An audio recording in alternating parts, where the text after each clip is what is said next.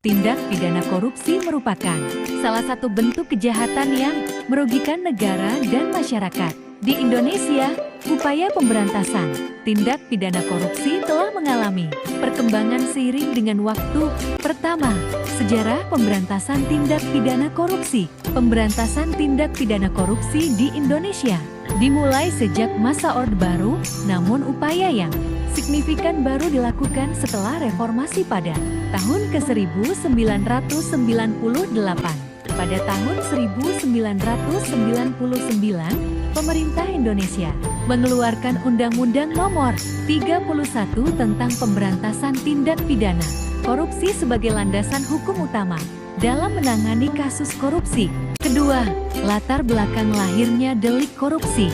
Dalam Perundang-undangan Korupsi, latar belakang lahirnya delik korupsi dalam Perundang-undangan Korupsi di Indonesia adalah sebagai respons terhadap meningkatnya kasus korupsi yang merajalela pada masa Orde Baru.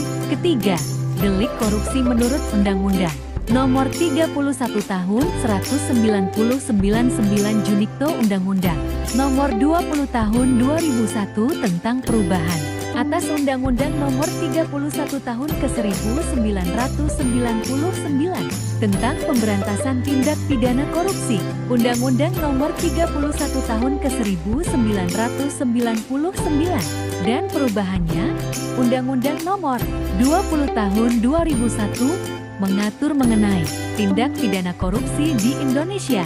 Keempat, gratifikasi.